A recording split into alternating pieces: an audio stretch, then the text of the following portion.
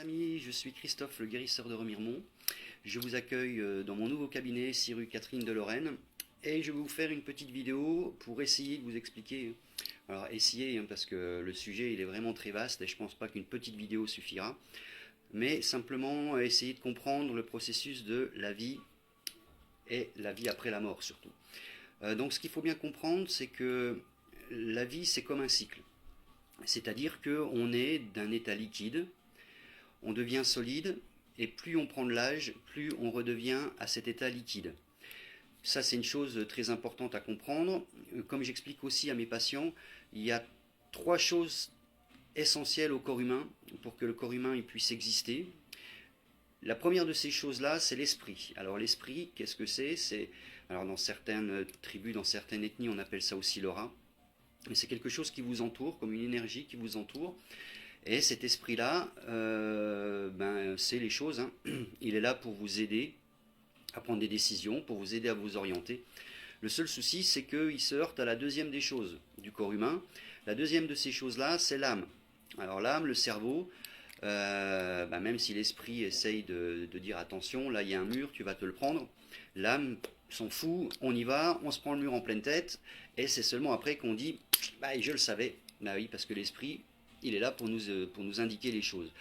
Et puis la troisième des choses importantes, c'est le corps. Alors le corps, c'est le véhicule. Quand arrive le cycle de la vie, la fin de cycle de la vie, c'est pas l'âme qui s'en va. Bien entendu, c'est pas le corps non plus qui s'en va, mais c'est l'esprit qui s'en va et qui part et qui rejoint l'endroit là où il doit aller. On voit notamment ce genre de phénomène-là pour les personnes qui ont fait des expériences de mort imminente. Dans mes séances, il y a des patients aussi qui ressentent ce phénomène d'esprit comme une lourdeur par rapport à l'âme et au corps et une légèreté par rapport à l'esprit. Donc ça, c'est important. Et les personnes qui ont eu cette expérience de mort imminente le racontent, ce petit détachement. Et on flotte, et on peut voir ce qui se passe autour dans la pièce, on peut entendre.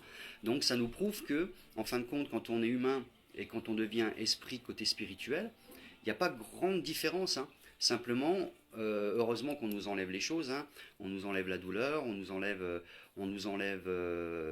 nos peines. Donc il y a des choses qui sont positives aussi. Donc bien comprendre ce retour à l'origine. Et également l'esprit, l'âme et le corps. Je pense qu'au début de la création, alors pour ceux qui croient que le monde a été construit, a été fondé, on prend toujours l'exemple d'Adam et Ève. Moi je pense au contraire que Adam et Ève avaient cette connaissance absolue. Et le fait de visualiser cette espèce de fruit qui leur ont apporté la connaissance, je pense que c'est là où le monde a basculé. C'est-à-dire qu'on est passé de cette connaissance spirituelle absolue à un état d'être humain avec toutes ses complexités.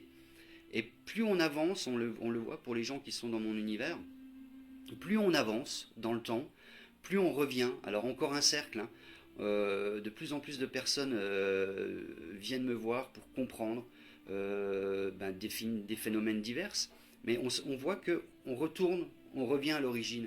On a envie de reprendre cette connaissance-là, la connaissance du départ. Donc ça c'est plutôt positif. Parce que on a affaire maintenant à des gens qui n'hésitent pas à parler de leurs sensations, à parler de ce qu'ils voient aussi au quotidien. Donc ça c'est important. Et c'est aussi le rôle du médium. Un médium c'est pas un voyant, le médium c'est quelqu'un qui voit les esprits des personnes qui sont parties. Alors je peux vous donner un petit exemple. J'ai eu récemment en consultation une personne qui est venue. Alors, elle ne venait pas pour prendre contact ou quoi que ce soit, mais cette personne-là est venue parce qu'elle avait, il y a quelques années, eu un deuil important. C'était son épouse. Et dès qu'on est rentré dans la salle de consultation, j'ai vu cette dame-là. Et je dis à cette personne, elle était sympathique, ton épouse, avec ses grands cheveux presque blancs, blonds, vraiment très, très profonds. Et cette petite robe avec des petites fleurs bleues, robe blanche, très sympathique. Donc il a déjà été un petit peu étonné parce que c'est quelqu'un qui est issu du milieu médical. Donc c'est toujours un petit peu compliqué pour les scientifiques. Et on a fait la séance. Et pendant cette séance, cette femme me montre un gros bouquet de roses. Voilà. Et elle prend une rose et elle le dépose sur l'homme qui était en séance.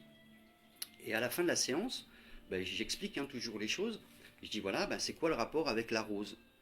Et cette personne-là, tout d'un coup, s'est ouvert et s'est vidé parce que personne ne savait en fait ce qu'il avait fait le jour du départ de sa femme. Il avait acheté ce gros bouquet de roses et il avait pris une seule rose qui est encore actuellement séchée sur sa cheminée et personne ne pouvait le connaître, cette chose-là. Il n'y avait que lui qui pouvait la connaître. Donc ça prouve bien que on peut avoir accès à quelque chose derrière, que la vie ne s'arrête pas à ce qu'on est là. Bien sûr, pour les personnes qui restent, il y a toujours le manque certain, le manque profond de quelque chose de physique. Mais le temps a fait, la société a fait, les dogmes religieux ont fait que malheureusement, on n'a plus cette partie en nous qui peuvent s'ouvrir à ce spirituel. Parce que je suis persuadé que énormément de gens pourraient avoir accès à ça.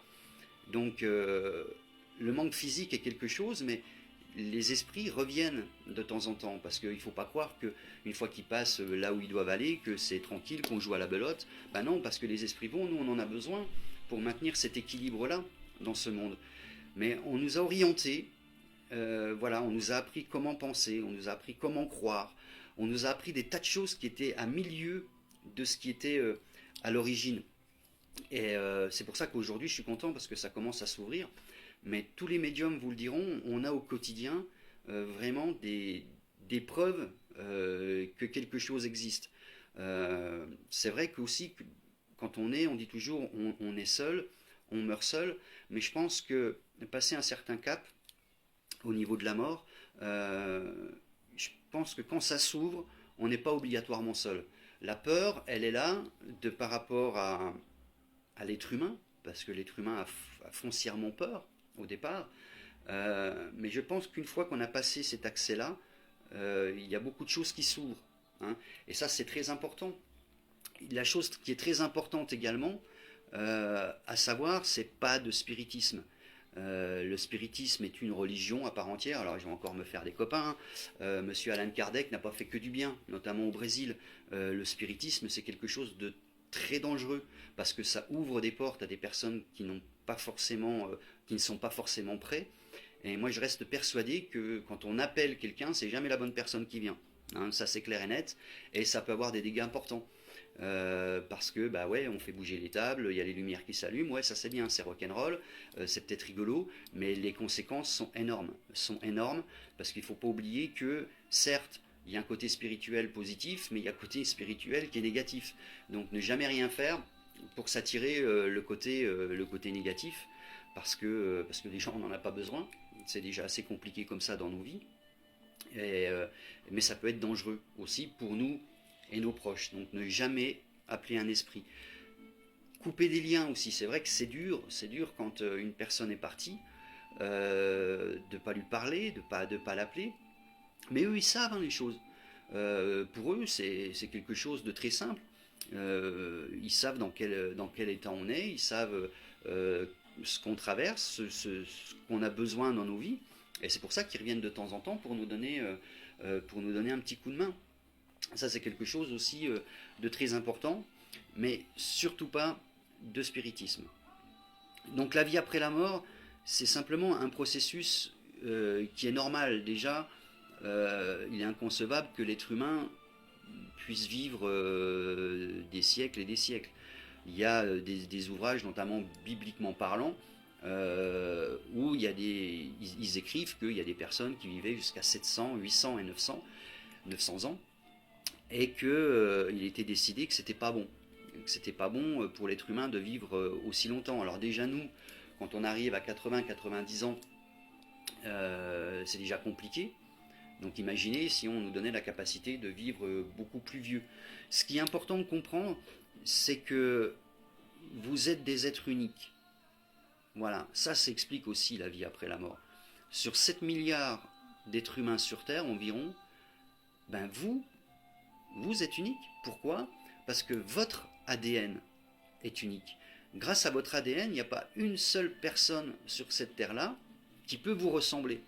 Donc c'est-à-dire que si cette richesse-là est mise en avant par rapport à ces découvertes scientifiques, ça veut dire qu'on a une énorme importance sur cette terre-là. On a tous un rôle à remplir, il n'y a pas de personnes qui sont plus importantes qu'une autre, que ce soit un homme politique ou que ce soit un guérisseur ou un médium, on est tous sur la même échelle d'égalité, on est tous les maillons d'une chaîne, simplement s'il y a un maillon qui casse, la chaîne elle s'entraîne plus. Donc ça c'est important de le savoir. Aujourd'hui ce qui compte, c'est que chacun prenne conscience de cette importance-là. Pour bien réussir sa mort, j'ai tendance à dire, il faut avoir réussi sa vie. Il faut arriver à cette période-là où on n'est pas de regrets, on n'est pas de rancœur. C'est ce qui fait qu'on puisse partir librement. Autrement, si on garde en nous des choses négatives, on peut rester bloqué. On le voit aussi quand on fait un travail de passeur d'âme, que certains esprits peuvent rester bloqués. Donc il est important de s'ouvrir à cet univers aussi spirituel. Je dis spirituel, je ne dis pas du tout religieux. Chacun est libre de croire en ce qu'il veut. La croyance, la foi, qu'on appelle la foi, c'est à l'intérieur. Vous pouvez être dans l'univers amérindien, dans l'univers catholique, chrétien, musulman, évangéliste ou bouddhiste. Vous êtes libre de croire en ce que vous voulez. Personne n'a le droit de vous dire il y a ci ou il y a ça. Personne n'a cette certitude-là. Moi, je parle simplement de ce que je connais, parce que les gens qui me connaissent et qui viennent me voir en séance savent qu'il a fallu que j'en bave, que je connaisse des choses, qu'on m'apprenne des choses. Le handicap, la dépression, la maladie, les deuils, pour pouvoir comprendre aujourd'hui les gens qui viennent en séance. Moi, je me base simplement sur des faits réels que j'explique à mes patients. Dernièrement, j'ai encore eu une personne. J'ai eu son papa qui était là. Et ça parlait de puce. Alors, puce. Alors moi, je pensais que c'était un petit surnom qu'il avait donné à sa fille. Et en fin de compte, non, quand on en a parlé après, c'était un monsieur qui, quand il allait sur le marché ou quand il se déplaçait, il chopait tout le temps des puces. Tac. Alors ça fait que dans la personne qui vient en séance, tout de suite, non, ça peut pas être imaginaire, puisqu'il ne peut pas savoir ce genre de choses. Notamment cette semaine, la semaine dernière, j'ai eu une personne, pareil, je fais la séance, il y a un esprit qui vient, après c'est un esprit même masculin, c'était le papa de la patiente, et pareil, les premiers mots, j'ai lapinou, cocotte. Alors après, bon, c'est pas encore évident de pouvoir gérer, dire attends, on ne peut pas parler de ça, forcément, parce qu'on va me prendre pour un fou. Là, c'est la nature humaine qui parle. Hein. Et puis, on commence à parler. Tiens, lapinou, ah bah oui, c'était comme ça que mon papa appelait mon garçon. Cocotte, mon papa m'avait surnommé Cocotte, m'appelait Cocotte.